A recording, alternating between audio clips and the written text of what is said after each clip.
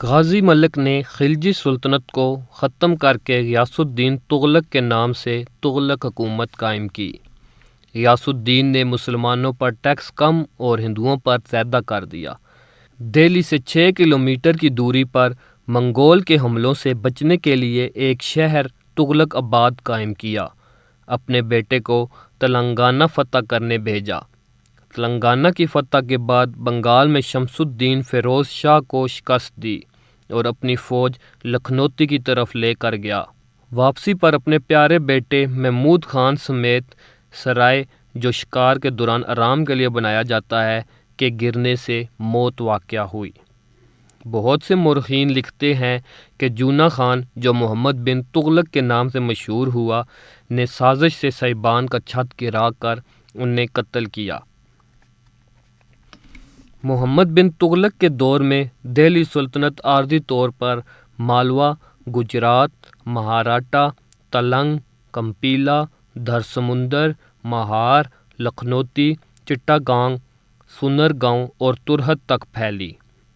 محمد بن تغلق قرآن، فقہ، شاعری میں مہارت رکھتا تھا۔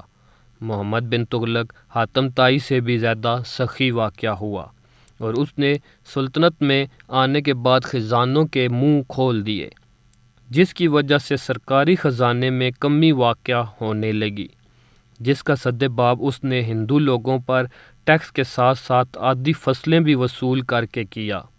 نتیجہ یہ نکلا کہ لوگوں نے کھیتی باڑی چھوڑ دی اور جنگل کی طرف نکل گئے۔ بہت سے لوگ ڈاکو بن گئے۔ سخی ہونے کے ساتھ ساتھ محمد بن تغلق بہت سنگ دل بھی تھا۔ وہ ان لوگوں سے سختی سے پیش آیا اور کئی مسلمانوں کو بھی گاجر مولی کی طرح کاٹ دیتا۔ مورخین لکھتے ہیں کہ ایک دن ایسا نہیں گزرا جب کسی مسلمان کا خون نہ بہایا گیا ہو۔ محمد بن تغلق نے جہاں پناہ شہر قائم کیا۔ بعد میں اس نے سلطنت کو دہلی سے مہاراشٹرا دولت آباد منتقل کرنے کا فیصلہ کیا۔ اس نے بہت سے لوگوں کو زبردستی دہلی سے منتقل کرنے کا حکم دیا۔ جس نے حکم نہیں مانا اسے قتل کر دیا، لیکن یہ منتقلی کامیاب نہ ہوئی اور دارالحکومت واپس دہلی منتقل ہو گیا۔ اس نے اپنے دور میں دھات سے بنے سکے بنوائے جو لوگوں نے اپنے گھروں میں بنانے شروع کر دیے۔ یوں سرکاری خزانہ خالی ہونے لگا۔ اس نے چائنا پر حملے کے لیے اپنی فوج بھیجی، لیکن حکومت سے دور ہونے اور چائنا جیسی طاقتور حکومت کے ساتھ جم نہ سکے۔ وہاں کے موسم کو بھی سپاہی برداشت نہ کر سکے۔ بارش اور طوفان سے سپاہی بیمار ہونے لگے اور ان کی اموات ہونے لگیں۔ 1327 میں بغاوتیں شروع ہو گئیں۔ وجیا نگارا نے جنوبی ہندوستان، موسو نری نائک نے وارنگل پر قبضہ کر لیا۔ 1338 میں اس کے بھتیجے نے مالوا میں بغاوت کھڑی کر دی، جسے پکڑ کر اس کی زندہ کھال کھنچوا دی گئی۔ 1339 میں مشرق میں مسلمانوں اور جنوب میں ہندوؤں نے آزاد ریاست کا اعلان کر دیا۔ بہمان سلطنت نے دکن پر قبضہ جما لیا۔ محمد بن تغلق ان بغاوتوں کے خلاف لڑتا رہا۔ اسی دوران محمد بن تغلق نے اپنے سے 2 گنا بڑی فوجوں کو شکست سے دوچار کیا۔ ہندو راجاؤں کو جب معلوم ہوتا کہ محمد بن تغلق ان کے علاقے کی طرف رخ کر رہا ہے تو وہ خود باغیوں کے سر قلم کر کے محمد بن تغلق کی خدمت میں پیش کرتے۔ اب سلطان نے مغرب کا رخ کیا۔ راستے میں ایک مقام پر سلطان بیمار پڑ گیا۔ چند دن میں ہی بیماری سے چھٹکارا حاصل کیا اور ٹھٹھہ کا رخ کیا۔ راستے میں عاشورہ کا دن آ گیا۔ سلطان نے عادت کے مطابق روزہ رکھا اور تازہ مچھلی کھائی۔ اس سے وہ بیماری سخت بخار کی صورت میں لوٹ آئی۔ سلطان نے بخار کی پرواہ نہ کی اور آگے بڑھتا رہا۔ مرض شدت اختیار کرتا گیا۔ اس کے چچا زاد بھائی فیروز تغلق نے بیماری کے دوران اس کی بہت خدمت کی اور فیروز تغلق پہلے بھی محمد بن تغلق سے وفادار رہا، جس بنا پر محمد تغلق نے اپنی زندگی میں ہی فیروز تغلق کو ہندوستان کا بادشاہ قرار دیا۔ سلطان محمد تغلق 27 سال تک ہندوستان پر حکمرانی کرنے کے بعد اس عالم فانی سے کوچ کر گیا۔ سلطان محمد تغلق کی وفات دریائے سندھ کے قریب ہوئی۔ بعض مورخین کہتے ہیں کہ ابھی سلطان منتخب نہیں ہوا تھا کہ لشکر کے ایک منگول گروہ اور مغلوں نے بغاوت کر دی۔ سب نے فیروز تغلق کو سلطان منتخب کر لیا۔ فیروز تغلق مسلسل انکار کرتا رہا، مگر بے حد اصرار پر فیروز تغلق اس پر راضی ہوا۔ تیسرے روز وہ ٹھٹھہ کی طرف روانہ ہوا۔ راستے میں وہی منگول اور مغلوں نے سلطان کی راہ روکنے کی کوشش کی۔ فیروز تغلق نے انہیں شکست دی۔ اس کے بعد ٹھٹھہ کی طرف بڑھا۔ وہاں اسی باغی جسے محمد تغلق شکست دینے آیا تھا، جب اس نے اپنی قوت کو پاش پاش ہوتے دیکھا تو فرار ہو گیا۔ سلطان نے سیستان کا رخ کیا۔ سیستان میں قیام کے دوران ایک لشکر ٹھٹھہ کے باغی کی طرف بھیجا اور خود اچ کی طرف روانہ ہوا۔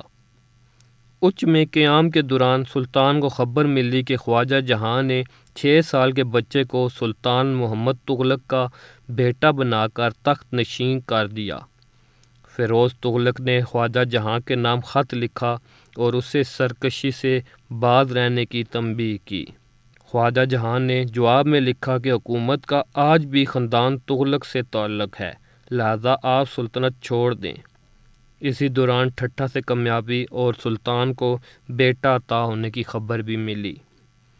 سلطان جوں جوں دہلی کی طرف پیش قدمی کر رہا تھا، خواجہ جہاں کے آدمی فیروز تغلق کے لشکر میں شامل ہو رہے تھے۔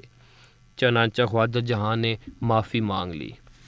تخت پر بیٹھتے ہی اس نے بڑی جان فشانی سے کام شروع کیا۔ عدل و انصاف کے جوہر دکھائے۔ ملک میں خوشحالی اور شادابی کا دور دورہ ہوا۔ اس دوران لکھنؤ میں بغاوت کھڑی کر دی گئی۔ سلطان نے لکھنؤ میں پنڈو کے قلعے کا گھیراؤ کیا۔ اتنے میں برسات کا موسم شروع ہو گیا اور بارشوں کا سلسلہ کئی روز جاری رہا، لہذا سلطان واپس دہلی آ گیا۔ سلطان نے جمنا کے کنارے ایک قلعہ اور شہر آباد کیا جس کا نام فیروز آباد رکھا۔ ہانسی اور سرسوتی شہروں کے درمیان ایک قلعہ اپنے بڑے بیٹے کے نام پر فتح آباد رکھا۔ یہ قلعے ایسی جگہ تھے جہاں پانی نہیں تھا۔ سلطان نے نہریں کھدوائیں جس سے یہاں باغات آباد ہونا شروع ہوئے۔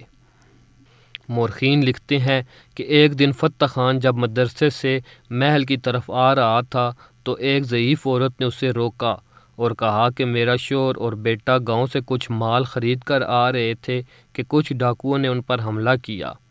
قریب شاہی لشکر تھا۔ وہاں سالاروں کو آگاہ کیا تو ان دونوں کو جاسوس سمجھ کر گرفتار کر لیا۔ فتح خان نے کہا گواہ لاؤ۔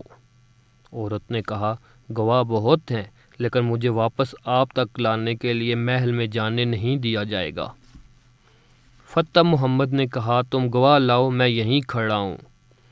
کہتے ہیں عمرا نے فتح محمد کو لاکھ کہا کہ آپ دھوپ سے ہٹ کر درخت کے سائے میں کھڑے ہو جائیں، مگر فتح محمد نے کہا کہ میں نے بوڑھیا سے یہیں کھڑا رہنے کا وعدہ کیا ہے، اور وہ بوڑھیا کے آنے تک دھوپ میں ہی کھڑا رہا۔ فیروز تغلق اپنے بیٹے کی اس کارگزاری پر خوش ہوا اور عورت کے شوہر اور بیٹے دونوں کو قید سے رہائی دلوائی۔ لکھنؤ سے باغی حاکم نے بھی سلطان سے صلح کر لی۔ اس کے بعد سلطان نے دیپال پور میں شکار سے دل بہلایا۔ اسے خبر ہوئی کہ منگولوں کا ایک لشکر پنجاب پر حملہ آور ہوا ہے۔ سلطان نے ایک سالار کو لشکر دے کر بھیجا۔ جب منگولوں کو لشکر کی خبر ہوئی تو وہ بھاگ گئے۔ لکھنوتی میں پھر بغاوت اٹھی۔ سلطان خود لشکر لے کر نکلا اور کدالہ کے قلعے پر قبضہ کر لیا۔ اس کے بعد سکرا کے راجہ سروجن کے شہر سنکڑا کو فتح کیا۔ پھر راجہ جاجنگر سے بنارس قبضے میں لیا۔ سلطان نے سرہند میں فیروز پور قلعہ بنوایا۔ وہاں سے نگر کوٹ کے راجہ پر حملہ آور ہوا۔ راجہ نے سلطان کا متی رہنے کا وعدہ کر لیا۔ اس کے بعد سندھ کو فتح کیا۔ ٹھٹھہ کے حاکم بال جن نے معافی مانگی اور سلطان کے لشکر میں شامل ہو گیا۔ انہی دنوں سلطان کا بڑا بیٹا فتح خان فوت ہو گیا۔ سلطان نے یہ غم اپنے دل سے لگا لیا۔ اکثر غم کو ختم کرنے شکار کے لیے نکل جاتا تھا۔ اس دوران ایک اور بغاوت اٹھی جسے سلطان نے کچل دیا۔ فیروز شاہ بوڑھا ہو چکا تھا اس نے سلطنت اپنے بیٹے ناصر الدین تغلق کے سپرد کی، جو اپنی عیاشیوں میں گم ہو گیا۔ شہر میں جنگ چھڑ گئی، سول جنگ شروع ہو گئی۔ اس کے بعد کوئی تغلق سلطان پورے طور پر حکومت نہ کر سکا۔ ہر مہینے مختلف سلطانوں میں جنگ ہوتی۔ تب ترک منگول تیمور نے 4 بڑی افواج کو شکست دی اور دہلی پر قبضہ کر لیا۔ 8 دن دہلی کو لوٹا گیا، اس کے لوگوں کو ذبح کیا گیا۔ تیمور نے دہلی کو سید خضر خان کے حوالے کیا۔ یوں سید سلطنت وجود میں آئی۔